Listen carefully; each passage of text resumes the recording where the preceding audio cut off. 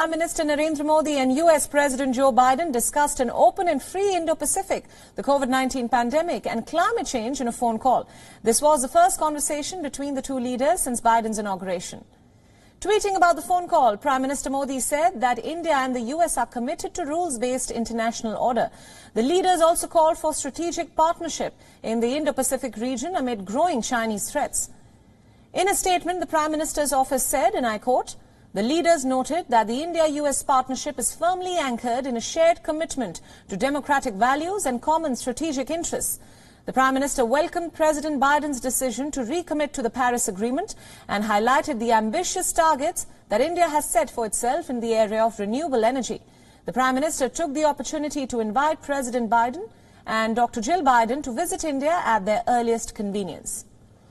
The White House also issued a statement on the conversation. It said, and I quote, "The leaders agreed to continue close cooperation to promote a free and open Indo-Pacific, including support for freedom of navigation, territorial integrity, and a stronger regional architecture through the Quad." Now, for more on this story, joining us live on this broadcast is Beyond's principal diplomatic correspondent, Siddhant Sibal. Siddhant, thanks for joining us. Now, Prime Minister Modi and US President Joe Biden have had their first telephonic conversation. Tell us more about the salient points of the agenda that they discussed.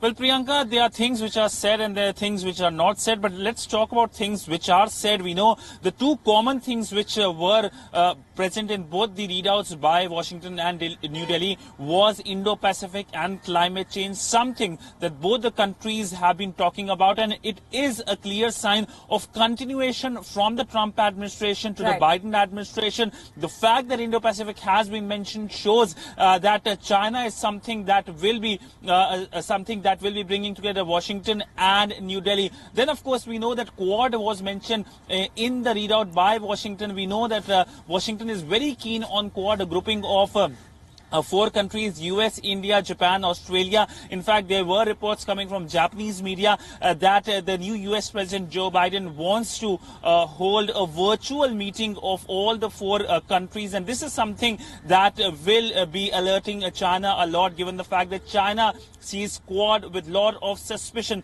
But then, of course, there are things which are not said. We know that there is no mention of the ongoing protest here in India. And that is, of course, a good news that shows that when it comes to India-US political relationship, both sides are willing to work and, of course, publicly back each other at international forum. We know that when it comes to US, there have been many celebrities who have been talking about the farmer protests. But when it comes to the political leadership, there is a clear signal to New Delhi and to the world that they see India as a very strong democratic country with democratic credentials, and India being an ally of Washington, even as China has been very aggressive with not only with India but with other countries in the region. Right. Now, Siddhant, since you mentioned China and, of course, the word democracy, as we know, President Biden recently said in an interview that he's yet to speak with his Chinese counterpart, that is Xi Jinping, and he said that he doesn't seem to have a democratic bone in his body. So will we see India and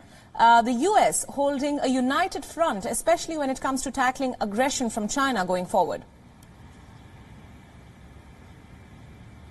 Well, that is given now, given the fact that conversation has happened and the mention of Indo-Pacific is clearly written. And remember, already the Defense Minister of India and the Defense Secretary of US, the Indian External Affairs Minister and the US Secretary of State, and both the NSAs have spoken to each other. So this was the fourth conversation between the officials of India and United States, and all the readouts, whether you look from the perspective of New Delhi or Washington, there has been a clear mention of Indo-Pacific, a vision that is strongly backed by Washington and New Delhi, and it comes from the Trump administration. While we know that number of decisions of the Trump administration have been reversed by the new Biden administration, it clearly looks like that the Biden administration will be strongly supporting New Delhi.